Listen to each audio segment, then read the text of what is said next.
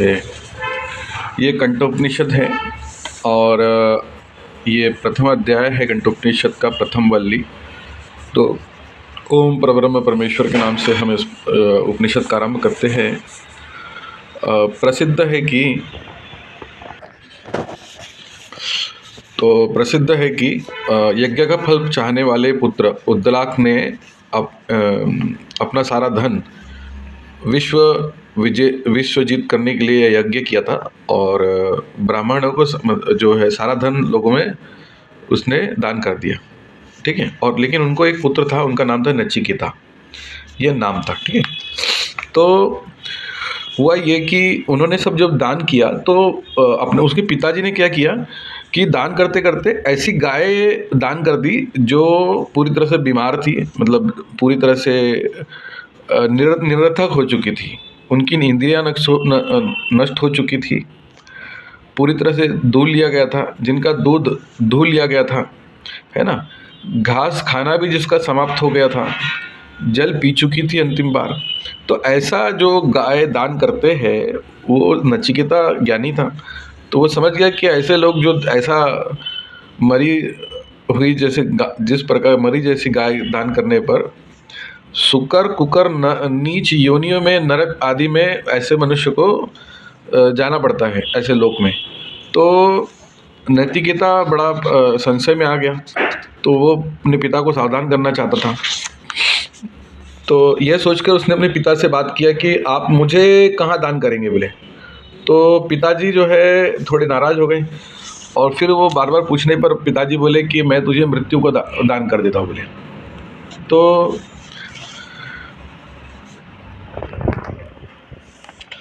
तो पिताजी ने कहा, क्रोध में आकर इस प्रकार कहा कि मैं तुझे मृत्यु को देता हूँ। तो नचिकेता बहुत आज्ञाकारी था, तो उसने कहा कि ठीक है पिताजी, मैं जाता हूँ। तो वो चला गया यमराज के पास में। तो यमराज कहीं गए हुए थे, तो जब उनकी पत्नी ने देखा कि वो कहीं गए हुए हैं, तो 3 दिन तक नचिकेता यमराज के घर बिना खाए पिए बैठे रहा, उनका इंतज़ार करते हुए, ताकि वो आए और उनके प्राण ग्रस्त कर ले। तो ऐसा देखकर देखिए, दिनों तक अन्न जल ग्रहण की यमराज की प्रतीक्षा वो करता रहा।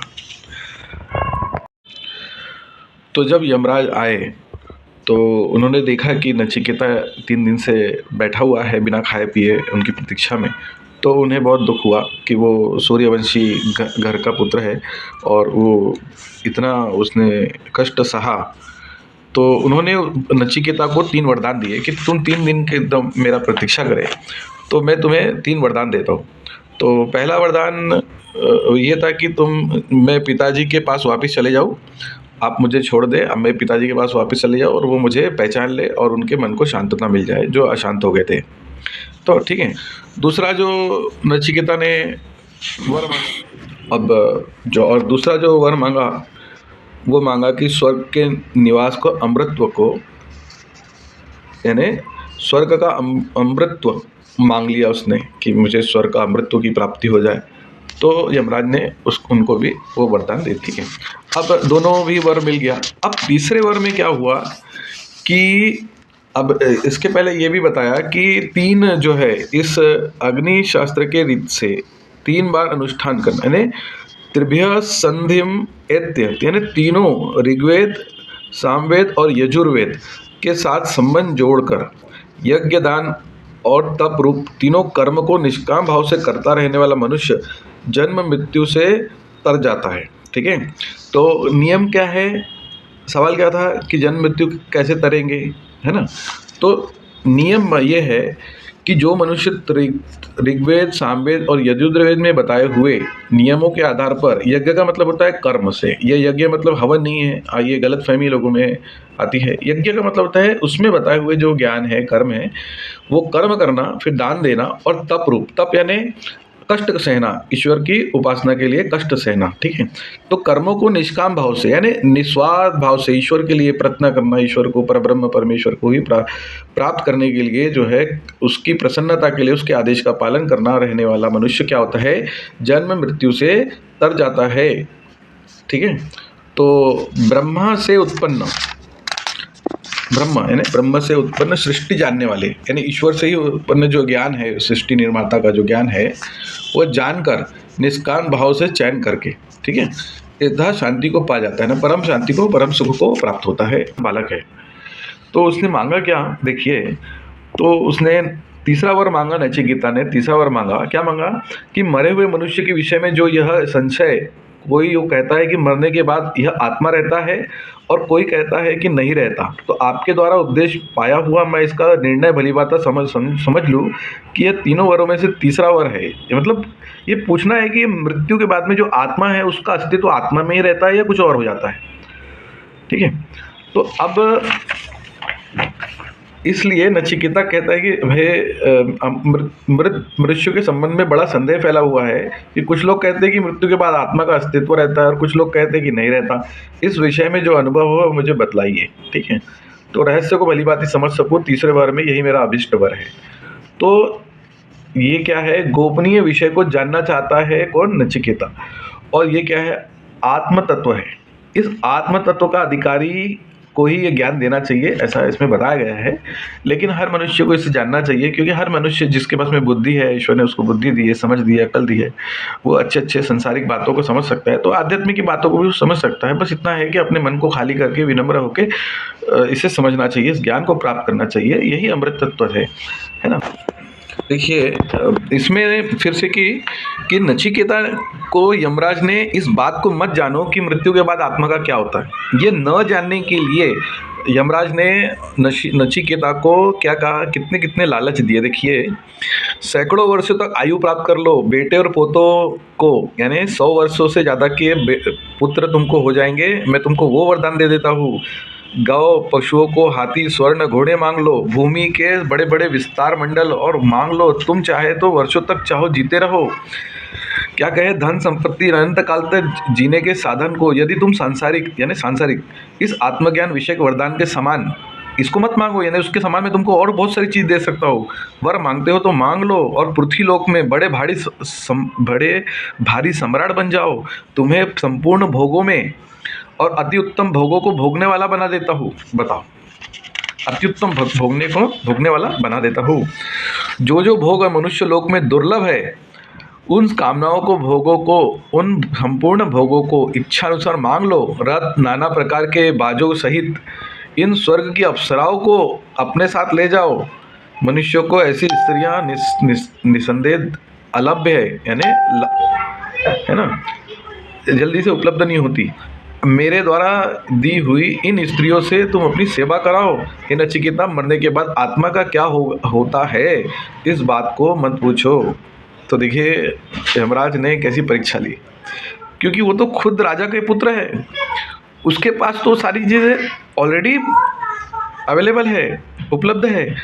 लेकिन नचिकेता ने कहा कि नहीं, मुझे वो आत्म तत्व का ज्ञान प्राप्त करना है। इतना विलक्षण बुद्धिमान बच्चा, और वो ज्ञान यहाँ पर है। असल में यही ज्ञान अमृत है, यही ज्ञान धन है। इस ज्ञान को लोगों ने छुपा के रख दिया, देखा जाए तो छुपा के रख दिया, एक बात यह है। और दूसरा है, मनुष्य ने उसको जानना ही चाहा नहीं, क्योंकि जिज्ञासा नहीं हुई, क्योंकि उसको अपना आत्मकल्याण से ज़्यादा सांसारिक मोह माया ही पसंद है। तो संसार में रहकर वो अपना सर्वनाश, परलोक का सर्वनाश कर रहा है, क्योंकि बुद्धि की आंखें खुली नहीं।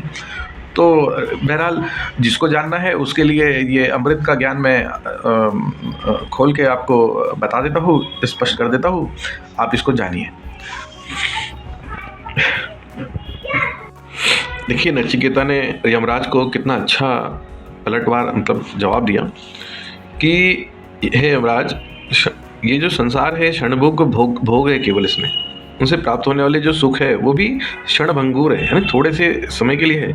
मनुष्य के अंतःकरण में संपूर्ण इंद्रियों का जो तेज है वो इन भोग को भोग करने पर क्या होता है, क्षीण कर डालते हैं, बोले ये भोग। इसके सिवा समस्त आयु अल्प ही है, यानी ये जो जीवन है वो अल्प जीवन है। आपके रथ वाहन जो है, आप ही को अप्सराएं जो है, नाच गाना जो है, वो आप ही के पास रख लीजिए, बोले मुझे चाहिए नहीं। तो यही बात भगवत गीता के 5वें अध्याय 22 नंबर के श्लोक में दी हुई है। तो गीता का उपनिषद के साथ में डायरेक्ट कनेक्शन है। और वेदों का के साथ और जो उपनिषद जो बताया गया है वो वेदों का ही डिस्क्रिप्शन है, ऋषि मुनियों के जो गुरु है उनके माध्यम से। ठीक है, तो जिन भोगों का वस्तु का महिमा आप पुल बांध रहे हैं वो क्षण भंगुर है, आप उसे रख लीजिए। ये नचिकेता ने वापस कह दिया। ये भोग्य जो भी लाभदायक देती है वरम मनुष्य की इंद्रियों के तेज हरण कर लेता है। और ये जो दीर्घ काल जीवन आप देना चाहते हैं, असल में अनंत काल की तुलना में जो मृत्यु के बाद में जो अनंत काल आने वाला है, परलोक का जीवन आने वाला है, उसकी तुलना में ये जो जीवन है वो अत्यंत अल्प ही है, अत्यंत अल्प है। देख लीजिए है, जब ब्रह्मा और आदि देवताओं का जीवन भी अल्पकाल का है, एक दिन उन्हें भी मरना है, तब औरों की तो बात ही क्या है। अतएव मैं यह सब नहीं जानना चाहता। ये आपके रथ, हाथी, घोड़े, रमणियाँ और नाच गान आप ही अपने पास रखे, और मुझे तो सिर्फ आप वह तो मेरे मांगने लायक तो है, वो है आत्मज्ञान ही है। आत्मज्ञान आप मुझे दीजिए। तो आत्मज्ञान क्या है वो अभी मैं आपको आगे चल के बताता हूँ।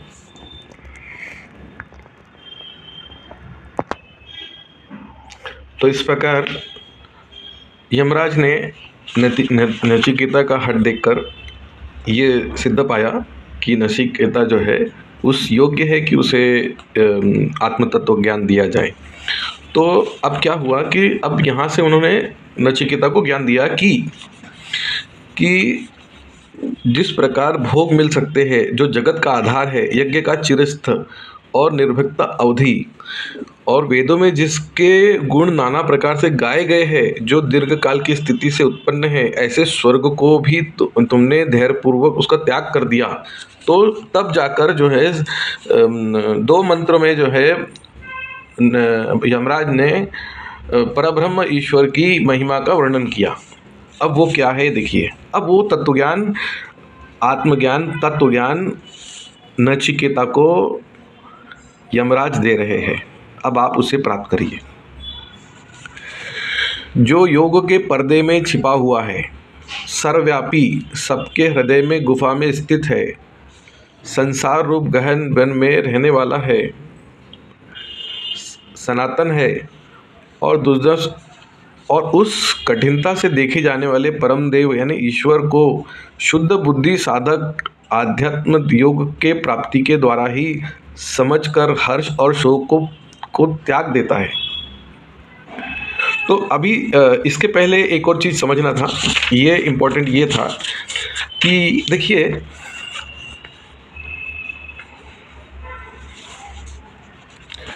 कर्मफल निधि अनित्य, जो अनित्य है, कौन? ईश्वर अनित्य है ना। तो वो कैसे नहीं मिल सकता पहले उसको जानना है, फिर वो आप ये देखिए कि कैसे मिलेगा, कौन नहीं मिल सकता। अभी तक आपको मिला क्यों नहीं? क्योंकि उसका कारण है। उसका कारण क्या है कि क्योंकि अनित्य यानी जो विनाशशील वस्तुओं से वह नित्य पर परमेश्वर, परब्रह्म परमेश्वर जो नित्य है, सदा रहने वाला है, ठीक है, वह नहीं मिल सकता।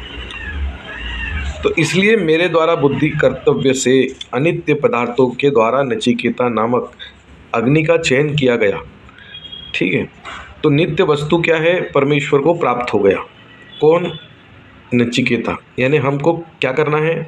हमें नित्य के ज्ञान को प्राप्त करना है, न कि अनित्य के माध्यम से आप नित्य को प्राप्त कर सकते हो। अब अनित्य और नित्य क्या है? नित्य वो चीज़ है जो नश्वर चीज़ है, जो विनाशशील है। ये क्या है? ये मूर्ति है, या ये सृष्टि है, सूरज है, चांद है, देव है। ये क्या है? ये अनित्य है, एक दिन इसका नाश हो जाने वाला है। जैसा कि हमने इसके पहले भी पढ़ा था कि सारी चीज़ अनित्य है, जो सदा रहने वाली नहीं है, नाशवान है। लेकिन नित्य क्या है? वो ईश्वर है, अनित्य है।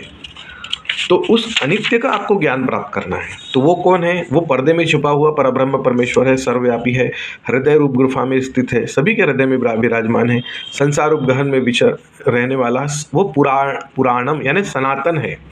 देखिए बोल रहे ना सनातन धर्म। तो क्या ये सनातन क्या है? पुराणम यानी सनातन यानी सदा रहने वाला, जिसका कभी नाश नहीं होता, उसको सनातन कहते हैं। तो सनातन, अब धर्म क्या है? धर्म जो शब्द है वो ध्रुव से बना है।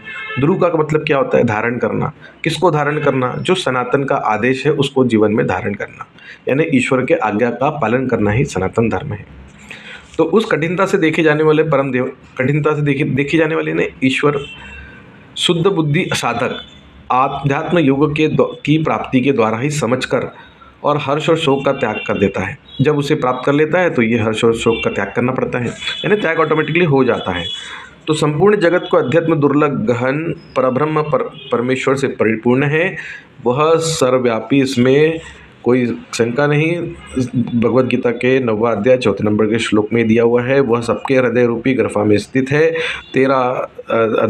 17 नंबर का श्लोक है, 15/15 में है, 18/61 में है। इस प्रकार ईश्वर सर्वभूतानां हृदय से अर्जुन तिष्ठति, है ना। इस प्रकार नित्य साथ रहने पर भी लोग उसे सहज में देख नहीं पाते, क्योंकि वह अपने योग माया से पर्दे में छिपा है। 7वां अध्याय 25 नंबर का श्लोक है, क्या है? अव्यक्तं भक्तिमापन्नं मन्यन्ते महाबुधाय परम भावं जानन्तु मम अव्ययमनुत्तमम्। अर्थात कि ईश्वर अव्यक्त है, वो जन्मने मरने वाला नहीं है। अज्ञानी लोग क्या समझते हैं कि वो जन्मने और मरने वाला होता है, जबकि वो अपनी योग माया से आपके हृदय में विराजमान है, आप छुपा हुआ है ना। तो ये ईश्वर का ये ज्ञान है जो यमराज ने नचिकेता को दिया, और अभी तो और बहुत सारा ज्ञान उसका बाकी है। जब उसे आप उसके ज्ञान के माध्यम से उसे आप प्राप्त कर लोगे, तब आप मुक्ति के मार्ग पर चलोगे। आपको परम गति, परम तत्व, आत्म तत्व की, यानी मृत्यु के बाद अनंत काल के जीवन की, स्वर्ग की प्राप्ति आपको होगी। तो बने रहिए।